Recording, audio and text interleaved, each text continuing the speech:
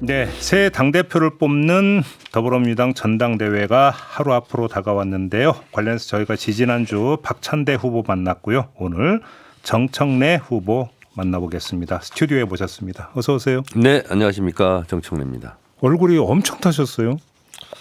네, 모르는 사람이 보면 해수욕장 다녀오신 걸로 오해하겠습니다. 수해복구 현장 그러니까 13군데 갔었는데요. 13군데? 네네. 어이구. 뭐 현장 방문도 하고 수해복구도 진짜 땀도 흘리고 했는데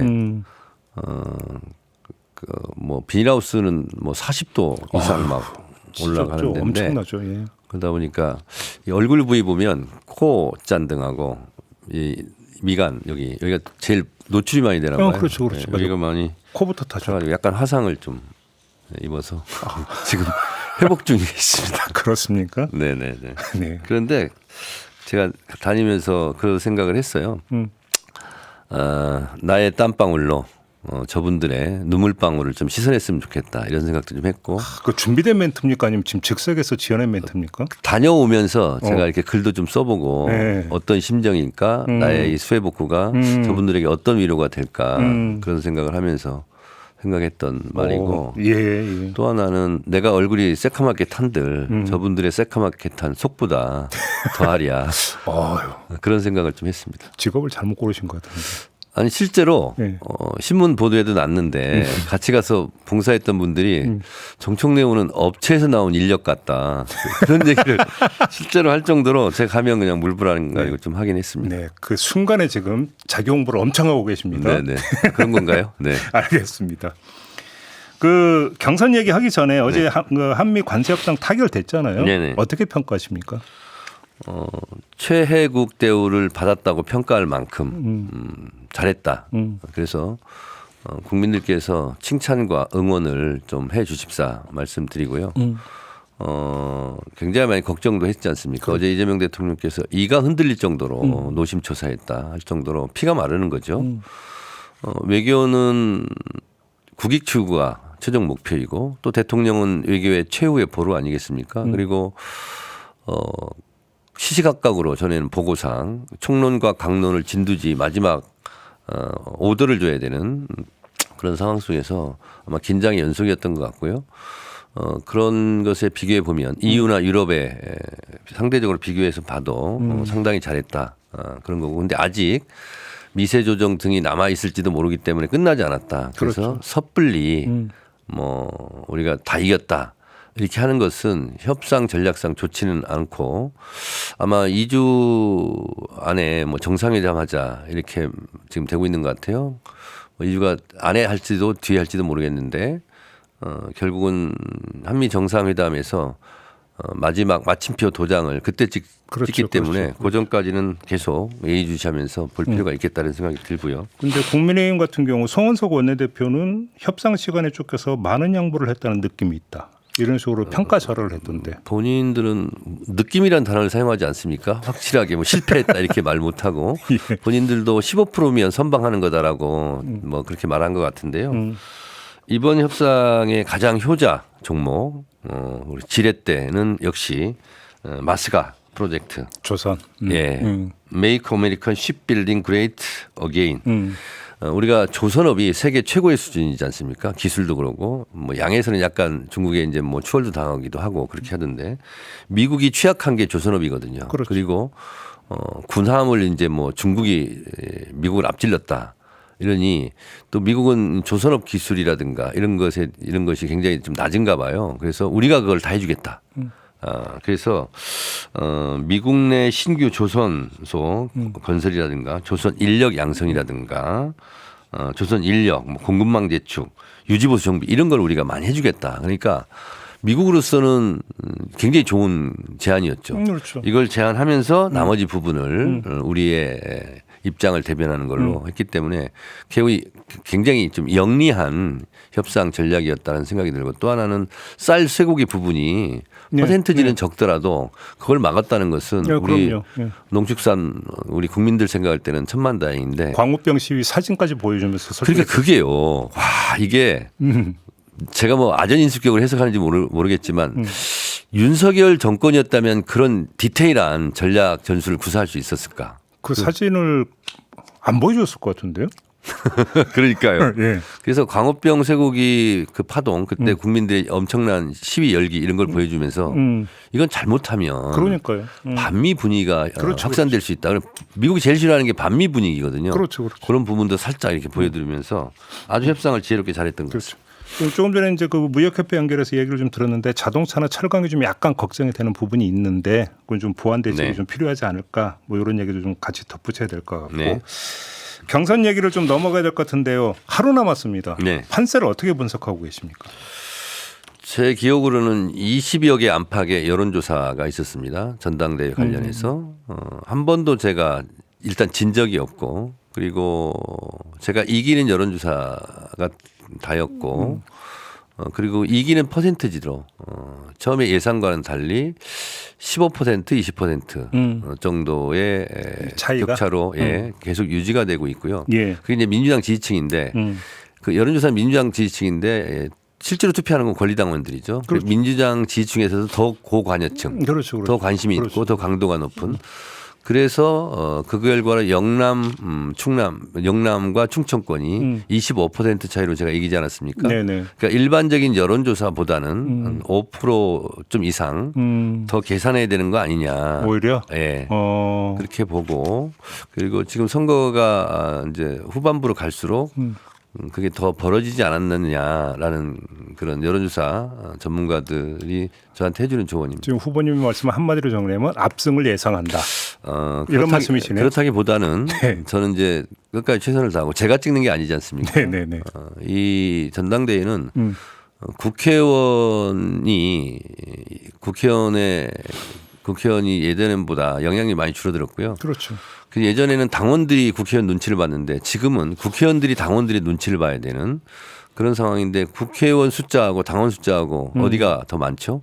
당원이 훨씬 많죠. 압도적으로 당원 숫자가 많죠. 그래서 그냥 심플하게 말씀드리면 당원들이 국회의원을 이깁니다. 압도적으로. 근데 박찬대 후보는 이렇게 주장을 했어요. 그러니까 권리당원의 70% 이상을 차지하는 호남과 수도권 지역 투표에서 충분히 뒤집을 수 있다.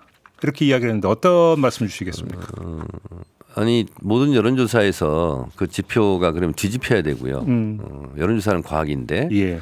그러면 영남 충청권만 그럼 섬이냐 정청래를 25%로 지지하는 그리고 나머지는 정청래를 지지하지 않냐 그런 여론이 있을 수 있냐 영남과 충청권이 그러면 차단돼 있냐 다른 지역과 이렇게 생각을 해본다면 그건 상식적으로 그렇지 않다라고 답변 드릴 수 있지 않을까요? 그러면 후보님의 그 자가 판세 분석에 따르면 어떤 점이 주요했는지 다시 말해서 권리당원들의 어떤 심정, 어떤 정서에 호소한 게 주요했다고 그렇게 자평하시는 저는 겁니까? 일관되게 강력한 개혁당 대표가 되겠다. 검찰개혁, 언론개혁, 사법개혁은 폭풍처럼 몰아쳐서 전광석화처럼 해치우겠다.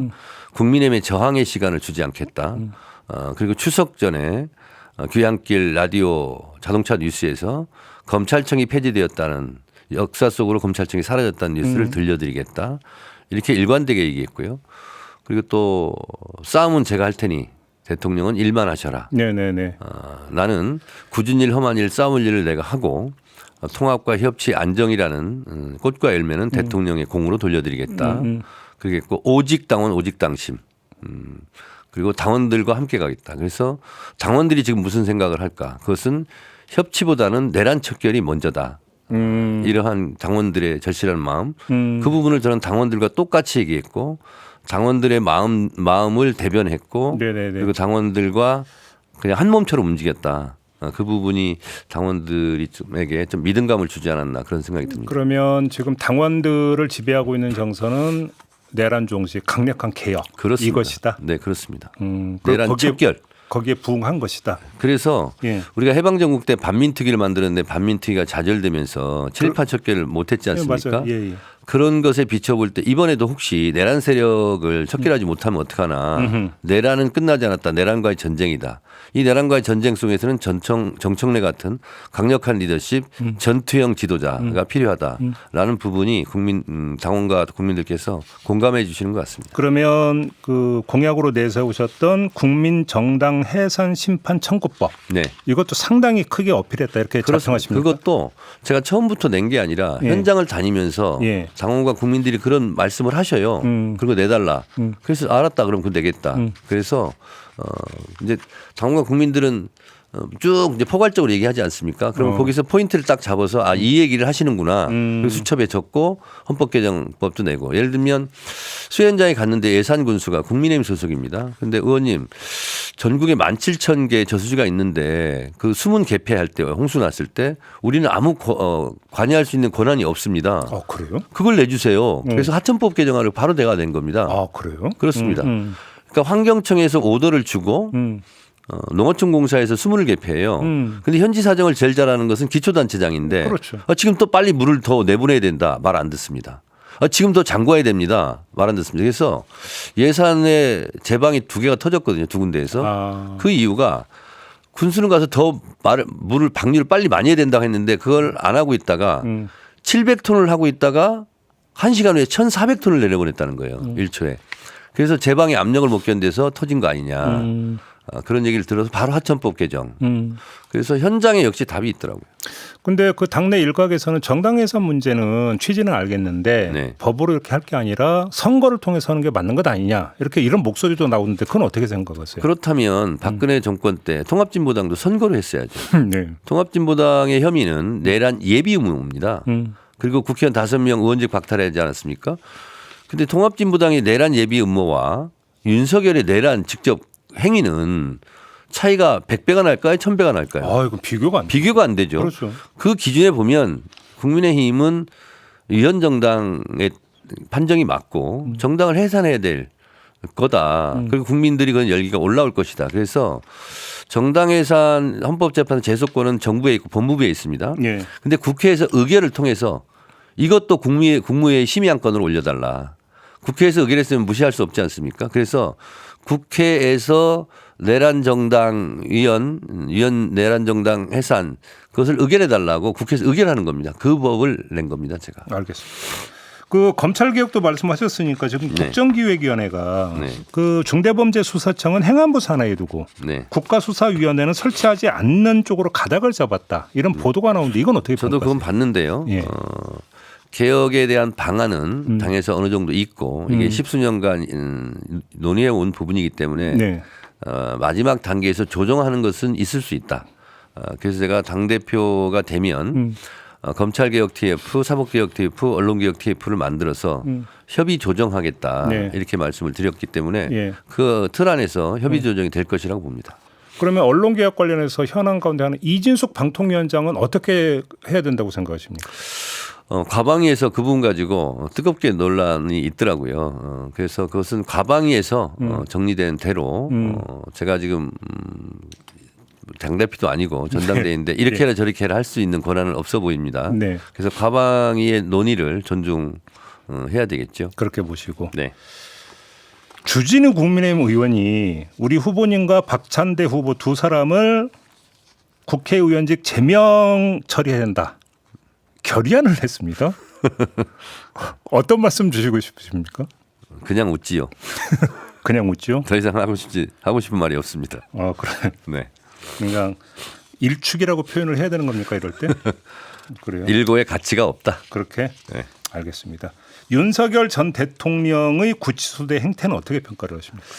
제가 서울구치소 2번 다녀온 서울구치소 선배이지 않습니까? 네. 서울구치소 전문가고 끌어내면 됩니다. 끌어내면 된다. 네, 그렇습니다. 오늘 이제 9시에 영장 집행한다는 네, 거죠. 그렇습니다. 이제 전문 용어로 검사가 부르면 나가는 걸 보고 검취 나간다 그렇게 합니다. 검사 취조. 그리고 재판정에 나갈 때는 출정 간다 이렇게 얘기합니다. 그렇죠. 법정에 이제 출석하니까. 그런데 보통 이제 흔한 일은 아니지만 거부하는 경우가 있어요. 네네네. 저도 89년도에 들어갔을 때 저도 검취 거부를 한 번 한 적이 있습니다. 그때 어떻게 왜 그러냐면 미 대사관저 사건이었는데 6명이었는데 저를 한번 제가 조사한다고 불렀어요, 검찰청 내로. 그럼 조사를 안 해요. 그리고 검찰청 유치장이 굉장히 좁습니다. 폐쇄공포증을 느낄 정도로. 그걸 이제 비둘기장이라고 하는데 거기 하루 종일 놓고 조사를 안 해요. 그래. 일부러? 모르겠어요. 그래서 그 다음 날 또 부르는 거예요. 아니 어제 조사할 게 있다고 해서 나갔는데 안 불렀으니 없는 거 아니냐. 안 나가겠다. 그래서 검취 거부를 제가 했습니다. 그때 이름으로는 이제 경교대라고 경비교도대가. 맞아. 예. 그 변수였어요. 결국에 강제로 와서 끌어내려고 합니다. 제가 물론 안 끌려나갔지만 충분히 할 수 있습니다. 알겠습니다. 네. 정치권의 지금 현안 가운데 하나가 조국 혁신당 전 대표의 사면 여부인데 네. 후보님은 어떻게 생각을 하십니까? 이거는 언급하지 않는 걸로. 인사권이기 때문에 당연합니다. 사면권이기 때문에 네. 그렇습니다. 그리고 굉장히 민감한 사안이고 네. 또 대통령이 고심할 사항이고 그래서 미리 정치권에서 특히 정부 여당인 민주당에서 왈가왈부하는 것은 적절하지 않다 이렇게 생각합니다.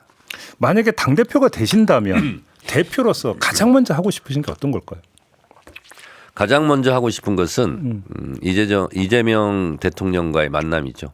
물론 그렇겠죠. 그래서 국정기획위원회에서 정해놓은 마스터 플랜, 로드맵을 보고 당에서 어떤 타이밍에 어떻게 협력을 해야 되는지 네. 또 대부분 다 입법사항이지 않겠습니까? 많은 부분. 네네. 그러면 그 입법사항을 어떻게 언제 효과적으로 뒷받침할 건지 그런 부분을 이재명 대통령과 머리를 맞대고 상의하고 싶습니다. 제일 먼저 하고 싶은 게 그겁니다. 그 다음 주 월요일이 되면 지금 그 본회의를 열어서 여러 지금 그 법안들을 처리할 계획이잖아요. 네네. 물론 국민의힘에서는 필리버스터를 이제 발동할 거다라고 예고를 하고 있습니다만. 방송사법에 대해서 예상되고 있습니다. 그렇죠. 근데 만약에 지금 예정대로 그런 법안들을 처리를 한다면 네. 그 다음에 주안점을 둬야 되는 법안은 뭐라고 지금 생각하고 계세요? 당연히 검찰개혁법이죠. 검찰개혁법. 네, 그렇습니다. 그러니까 제가 말씀드린 것은 검찰개혁만 하겠다는 게 아니고 검찰개혁을 최우선적으로 네네. 배치를 하고 예. 여러 가지 관련된 민생 법안들. 네. 뭐 예를 들면 제가 낸 하천법 같은 경우도 당장 통과시켜야 되는 거거든요. 그리고 헌법재판소 개정법 예. 국회 의결이 있으면 국무회의 심의를 거쳐서 위원정당 제소를 헌법재판소 할 수 있도록 뭐 그래서 국회에서 무슨 법만 사실은 뉴스에 나오지만 뉴스에 나오지 않는 민생 법안들이 엄청나게 많이 있습니다. 알겠습니다. 마무리를 해야 되는데 마무리하기 전에 조금 전에 그 후보께서 언급한 여론조사는 뉴스토마토 의뢰로 지난 7월 28일부터 29일까지 이틀간 만 18세 이상 전국 성인 남녀 1,036명을 대상으로 ARS 무선전화 방식으로 진행한 조사다. 이 점 밝혀드리고요. 지지정당별로 보면 민주당 지지층에서 정청래 후보 54.5%, 박찬대 후보 35.4%의 지지율이 나왔다라는 이런 내용입니다. 자세한 내용은 중앙선거 여론조사심의위원회 홈페이지를 참고하시면 될 것 같습니다. 자, 이 사실을 알려드리면서 오늘 인터뷰 마무리하도록 하겠습니다. 고맙습니다, 후보님. 네, 고맙습니다. 감사합니다. 네, 정청래 후보와 함께했습니다.